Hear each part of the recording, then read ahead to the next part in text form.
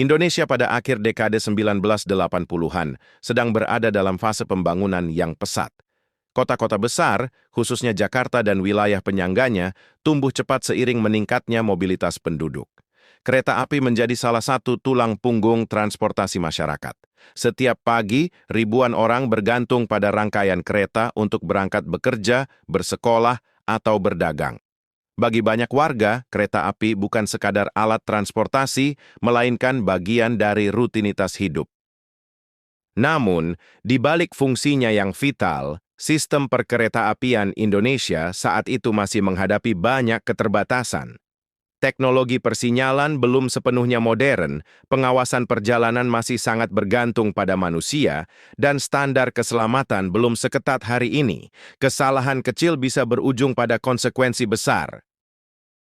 Pada suatu pagi di bulan Oktober 1987, rutinitas harian itu berubah menjadi mimpi buruk.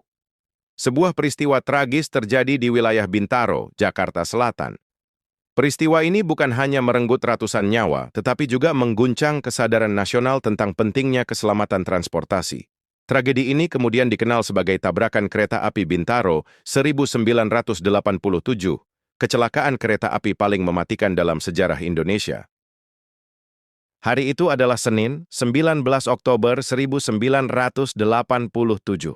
Waktu menunjukkan sekitar pukul 7.05 waktu Indonesia Barat.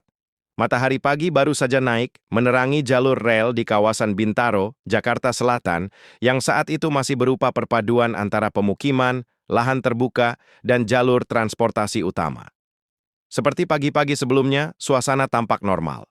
Para penumpang berdesakan di dalam gerbong, sebagian berdiri, sebagian duduk, dengan pikiran tertuju pada tujuan masing-masing. Tidak ada tanda-tanda bahwa dalam hitungan menit, kawasan ini akan menjadi lokasi salah satu tragedi terbesar dalam sejarah perkereta-apian nasional. Dua kereta api penumpang melaju di jalur yang sama, dari arah berlawanan, tanpa menyadari bahwa mereka sedang menuju titik yang sama. Lokasi kejadian berada di jalur rel antara Stasiun Sudimara dan Stasiun Kebayoran Lama, wilayah yang saat itu belum memiliki sistem pengamanan modern seperti sekarang. Jalur tersebut merupakan jalur aktif dengan lalu lintas kereta yang padat, terutama pada jam sibuk pagi hari. Kesalahan komunikasi dan pengaturan perjalanan di jalur inilah yang kemudian menjadi awal dari tragedi besar. Kereta pertama adalah kereta api lokal 225. Yang berangkat dari Rangkas Bitung menuju Jakarta Kota. Kereta ini membawa ratusan penumpang, mayoritas pekerja dan pelajar yang hendak memulai aktivitas di ibu kota. Kereta ini dikenal sebagai kereta ekonomi dengan kondisi yang sederhana, seringkali penuh sesak pada jam berangkat pagi. Sementara itu, dari arah berlawanan, melaju kereta api Patas 220 yang berangkat dari Tanah Abang menuju Merak. Kereta Patas ini termasuk kereta dengan layanan lebih cepat dan memiliki jadwal yang ketat. Kedua kereta ini seharusnya tidak berada di jalur yang sama pada waktu yang bersamaan. Namun pada pagi itu sebuah kesalahan fatal terjadi dalam sistem pengaturan perjalanan. Kereta api lokal 225 diberi izin untuk berjalan di jalur yang seharusnya sudah dipersiapkan untuk kedatangan kereta Patas 220. Tidak ada sistem otomatis yang menghentikan salah satu kereta. Segalanya bergantung pada keputusan dan komunikasi petugas manusia yang pada hari itu ternyata gagal mencegah bencana. Beberapa menit sebelum tabrakan, masinis kedua kereta masih menjalankan tugas seperti biasa. Jarak pandang terbatas, jalur sedikit menikung, dan tidak ada peringatan visual yang cukup untuk memberitahu bahwa bahaya sedang mengintai di depan. Kecepatan kereta, meski tidak maksimal, tetap cukup tinggi untuk menyebabkan dampak yang sangat besar saat terjadi benturan. Para penumpang di dalam gerbong tidak menyadari apa yang akan terjadi. Sebagian berbincang, sebagian membaca, sebagian lagi hanya berdiri sambil berpegangan. Tidak ada pengumuman darurat, tidak ada peringatan mendadak. Dalam hitungan detik, dua rangkaian besi raksasa ini melaju saling mendekat. Saat kedua kereta akhirnya saling melihat dari kejauhan, waktu sudah terlalu sempit untuk menghentikan laju. Rem darurat tidak mampu mencegah tabrakan. Dalam sekejap, benturan keras pun tak terhindarkan. Suara dentuman menggelegar memecah pagi yang sebelumnya tenang, menandai dimulainya tragedi besar di Bintaro. Tabrakan itu terjadi secara adu banteng, atau head-on collision. di mana kedua kereta bertabrakan dari arah berlawanan secara langsung. Benturan tersebut menghancurkan bagian depan kedua rangkaian kereta, menyebabkan gerbong-gerbong terangkat, terlempar, dan bertumpuk satu sama lain. Dalam hitungan detik, suasana berubah menjadi kacau. Asap, debu, dan suara jeritan memenuhi udara. Warga sekitar berlarian menuju lokasi tanpa benar-benar memahami apa yang baru saja terjadi. Banyak penumpang terjebak di dalam gerbong yang rusak parah. Upaya penyelamatan spontan dilakukan oleh masyarakat sebelum bantuan resmi tiba. Tragedi ini bukan hanya soal kecelakaan teknis. Ia menjadi simbol kelalaian, keterbatasan sistem, dan mahalnya harga yang harus dibayar ketika keselamatan diabaikan. Dalam konten ini, kita akan membahas lebih dalam skala kerusakan, jumlah korban, dan bagaimana proses evakuasi dilakukan di tengah keterbatasan saat itu. Tabrakan kereta api Bintaro terjadi dengan kekuatan yang sangat besar. Dua rangkaian kereta yang melaju dari arah berlawanan bertemu di satu titik yang sama tanpa perlindungan apapun.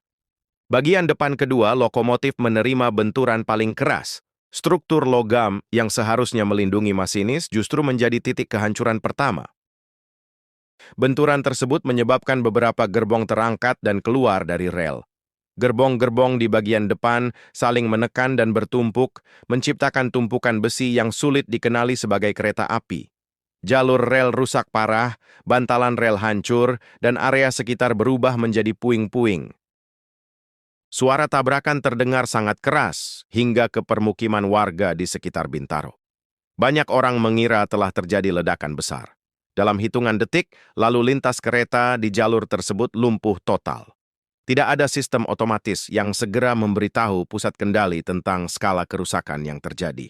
Situasi di lokasi sepenuhnya kacau, tanpa koordinasi, dan dipenuhi kepanikan. Di dalam gerbong, para penumpang mengalami guncangan yang sangat hebat. Banyak yang terjatuh akibat benturan mendadak. Barang-barang bawaan berserakan, bangku-bangku bergeser, dan sebagian struktur gerbong mengalami kerusakan berat. Kepanikan terjadi hampir bersamaan di seluruh rangkaian. Sebagian penumpang tidak langsung menyadari apa yang terjadi. Mereka hanya merasakan hentakan keras diikuti dengan kondisi gelap dan debu yang memenuhi udara. Beberapa penumpang mencoba keluar dari gerbong dengan cara memecahkan kaca atau mencari pintu yang masih bisa dibuka. Dalam situasi tersebut, tidak ada instruksi resmi yang bisa diikuti. Awak kereta juga terdampak langsung oleh tabrakan, sehingga tidak mampu segera mengarahkan evakuasi. Penumpang saling membantu sebisanya menarik satu sama lain keluar dari gerbong yang rusak. Banyak yang masih terkejut, bingung, dan belum memahami bahwa mereka baru saja menjadi bagian dari sebuah tragedi besar. Warga yang tinggal di sekitar lokasi kejadian menjadi saksi pertama dari tragedi ini. Setelah mendengar suara benturan keras, mereka berlarian menuju arah rel. Asap dan debu terlihat membumbung dari kejauhan, menandakan sesuatu yang tidak biasa telah terjadi. Tanpa menunggu instruksi, warga langsung mencoba membantu para penumpang yang berhasil keluar dari kereta. Beberapa membawa air minum, kain, dan alat seadanya. Banyak yang menggunakan tangan kosong untuk membantu membuka jalan atau menuntun penumpang menjauh dari reruntuhan. Pada saat itu, belum ada petugas resmi yang tiba di lokasi. Akses menuju jalur rel juga tidak mudah. Warga harus melewati jalan sempit dan area terbuka untuk mencapai titik tabrakan. Kepedulian spontan masyarakat menjadi faktor penting dalam menit-menit awal setelah kecelakaan. Namun, keterbatasan alat dan pengetahuan membuat upaya penyelamatan berjalan sangat terbatas dan penuh risiko. Pada tahun 1987, sistem tanggap darurat di Indonesia belum secepat dan seterkoordinasi seperti sekarang. Informasi tentang kecelakaan ini tidak langsung tersampaikan ke seluruh instansi terkait. Tidak ada sistem komunikasi terpadu yang bisa segera menggerakkan tim penyelamat dalam hitungan menit. Ambulans, petugas medis, dan aparat keamanan baru mulai berdatangan secara bertahap setelah menerima laporan. Jalan menuju lokasi yang sempit dan padat memperlambat proses evakuasi. Selain itu, kondisi kereta yang bertumpuk membuat proses penyelamatan menjadi sangat sulit. Petugas harus bekerja dengan hati-hati untuk menghindari risiko tambahan. Banyak bagian kereta yang tidak stabil. Situasi ini menunjukkan betapa sistem keselamatan dan penanganan darurat saat itu belum siap menghadapi kecelakaan berskala besar. Keterbatasan infrastruktur dan teknologi menjadi salah satu faktor yang memperparah dampak tragedi Bintaro. Jumlah korban terus bertambah seiring proses evakuasi yang berlangsung. Rumah sakit di Jakarta dan sekitarnya mulai menerima banyak korban dalam waktu yang hampir bersamaan. Beberapa fasilitas medis bahkan kewalahan menangani lonjakan pasien secara mendadak. Media massa mulai berdatangan ke lokasi. Berita tentang tabrakan kereta api di Bintaro dengan cepat menyebar ke seluruh Indonesia. Masyarakat nasional dikejutkan oleh kabar tentang kecelakaan besar yang terjadi di pagi hari saat banyak orang sedang beraktivitas. Beberapa jam setelah tabrakan terjadi, pemerintah dan otoritas perkereta-apian mulai mengumpulkan data korban secara bertahap. Dari hasil penyelidikan dan laporan resmi, tabrakan kereta api Bintaro 1987 menewaskan 139 orang dan melukai 254 orang. Angka ini menjadikannya kecelakaan kereta api paling mematikan dalam sejarah Indonesia hingga saat ini. Korban berasal dari berbagai latar belakang. Mayoritas adalah penumpang kereta api lokal 225 yang berangkat dari Rangkas Bitung menuju Jakarta Kota. Banyak di antara mereka adalah pekerja harian, pegawai kantor, pedagang kecil, dan pelajar yang setiap hari menggunakan kereta sebagai sarana transportasi utama. Tidak sedikit pula korban yang tidak membawa identitas lengkap sehingga menyulitkan proses pendataan awal. Angka korban terus diperbarui seiring proses evakuasi dan perawatan medis. Setiap pembaruan data membawa kabar duka baru bagi keluarga yang menunggu kepastian. Tragedi ini menunjukkan betapa satu kesalahan dalam sistem transportasi dapat berdampak pada ratusan nyawa dalam waktu yang sangat singkat. Proses identifikasi korban menjadi tantangan besar bagi aparat dan tenaga medis. Banyak korban dievakuasi dalam kondisi yang tidak memungkinkan untuk langsung dikenali. Identitas pribadi seperti kartu tanda penduduk, dompet, atau tas seringkali hilang atau tertinggal di lokasi kejadian. Pihak berwenang membuka posko identifikasi di beberapa rumah sakit dan kantor kepolisian. Keluarga korban berdatangan dari berbagai daerah, membawa foto, dokumen, atau sekadar harapan untuk menemukan anggota keluarga mereka. Suasana posko dipenuhi ketegangan dan kesedihan. Setiap panggilan nama menjadi momen yang menentukan. Proses ini memakan waktu berhari-hari. Tidak semua korban dapat segera dikenali. Beberapa baru bisa diidentifikasi setelah dilakukan pemeriksaan lanjutan. Situasi ini memperlihatkan keterbatasan sistem identifikasi korban pada masa itu, sekaligus menambah beban emosional bagi keluarga yang harus menunggu tanpa kepastian. Rumah sakit di Jakarta dan sekitarnya menerima korban dalam jumlah besar secara bersamaan. Tenaga medis harus bekerja ekstra di luar kapasitas normal.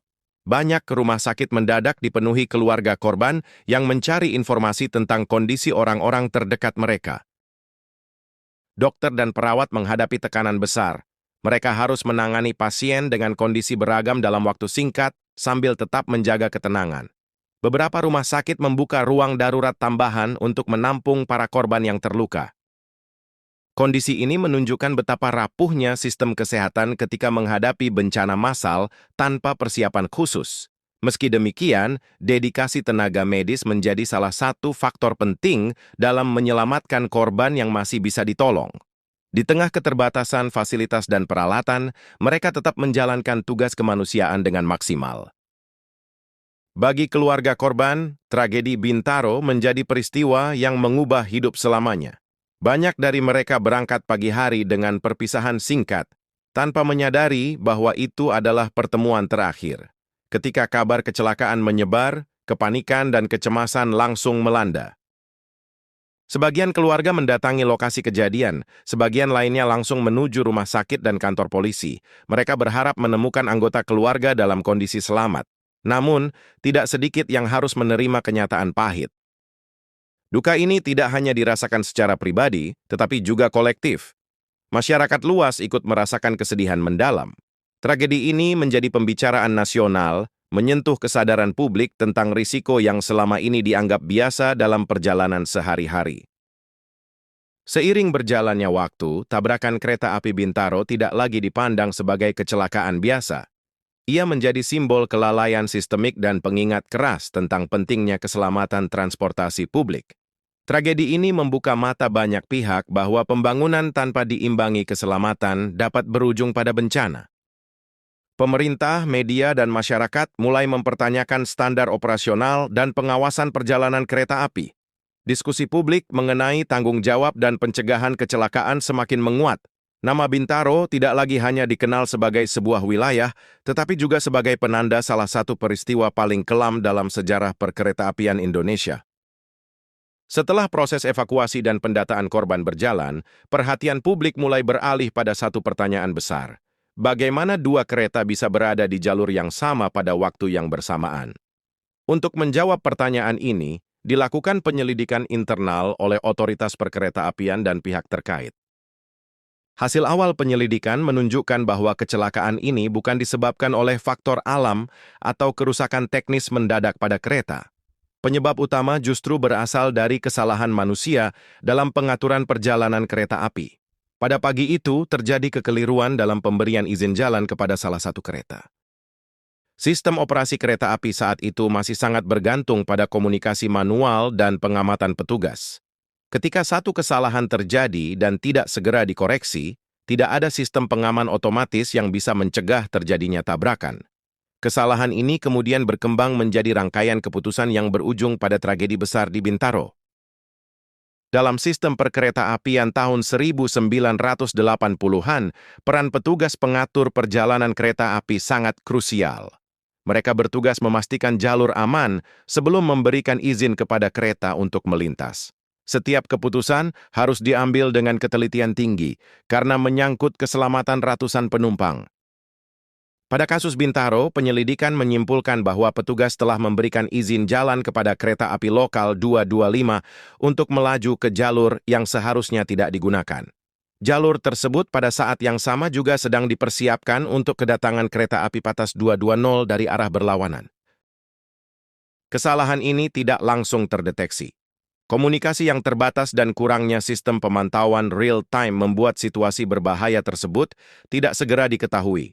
Dalam sistem yang sangat bergantung pada manusia, satu keputusan keliru tanpa lapisan pengaman tambahan dapat berakibat fatal. Salah satu sorotan utama dalam tragedi Bintaro adalah sistem persinyalan kereta api yang digunakan saat itu. Persinyalan masih bersifat semi-manual dan belum sepenuhnya terintegrasi dengan sistem otomatis yang mampu menghentikan kereta secara mandiri. Tidak adanya sistem pengaman otomatis, seperti pengunci jalur atau penghentian darurat berbasis komputer, membuat masinis hanya mengandalkan sinyal visual dan instruksi perjalanan. Ketika informasi yang diterima tidak akurat atau terlambat, masinis tidak memiliki cukup waktu untuk bereaksi. Dalam kondisi tersebut, meskipun masinis menjalankan tugas sesuai prosedur yang mereka terima, risiko kecelakaan tetap sangat tinggi. Tragedi ini menunjukkan bahwa teknologi keselamatan bukan sekadar pelengkap, melainkan kebutuhan mutlak dalam sistem transportasi massal. Selain kesalahan pengaturan jalur dan persinyalan, komunikasi internal juga menjadi faktor penting yang memperparah situasi. Pada pagi itu, tidak ada mekanisme komunikasi cepat yang memungkinkan pertukaran informasi secara real-time antar stasiun dan pusat kendali. Ketika potensi bahaya mulai muncul, informasi tersebut tidak segera diteruskan ke semua pihak yang berkepentingan. Masinis tidak menerima peringatan dini yang cukup jelas untuk menghentikan laju kereta lebih awal.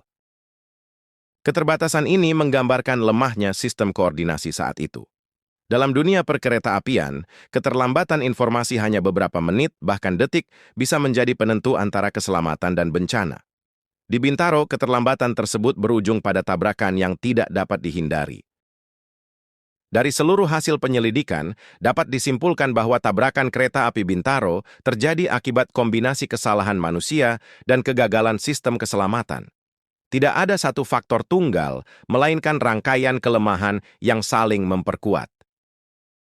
Kesalahan pemberian izin jalan, lemahnya sistem persinyalan, dan buruknya komunikasi menjadi kombinasi mematikan. Tragedi ini memperlihatkan betapa berbahayanya sistem transportasi yang tidak memiliki sistem pengamanan berlapis.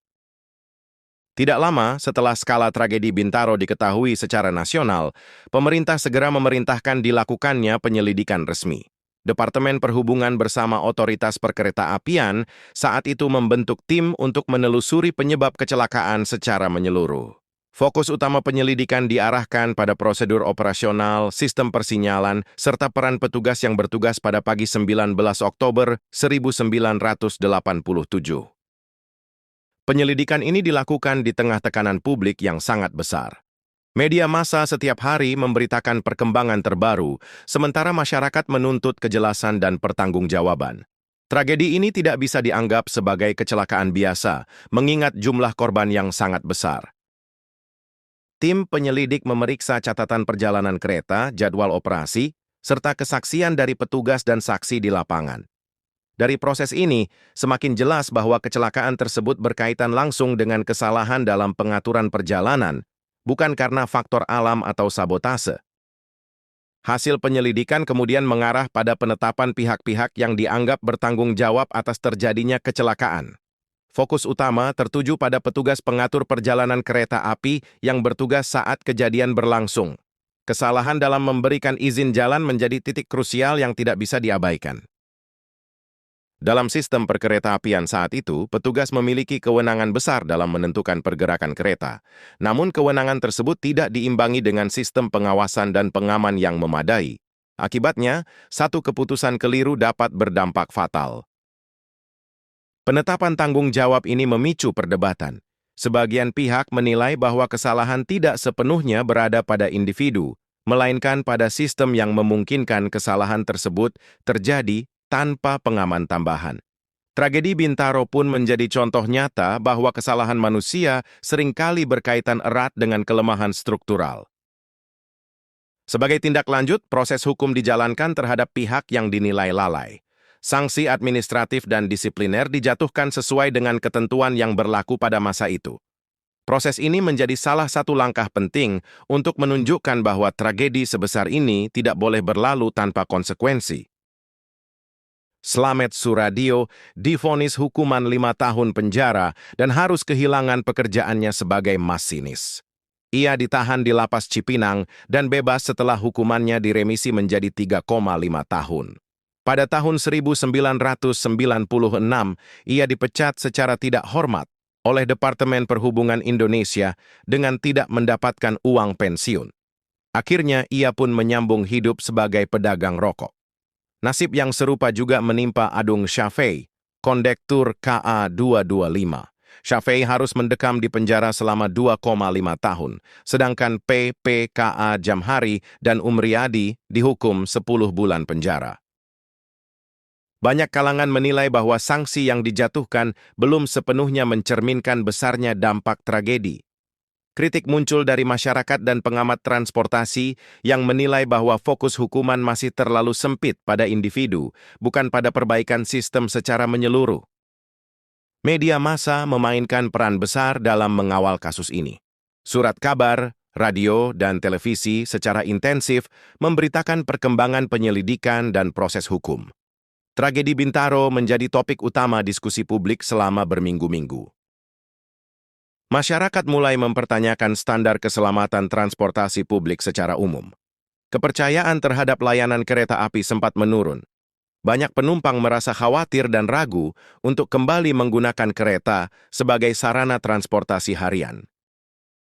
Tekanan publik inilah yang mendorong pemerintah untuk tidak hanya berhenti pada penetapan kesalahan, tetapi juga mulai memikirkan perubahan kebijakan jangka panjang. Tragedi ini menjadi pemicu kesadaran bahwa keselamatan harus menjadi prioritas utama dalam pengelolaan transportasi massal.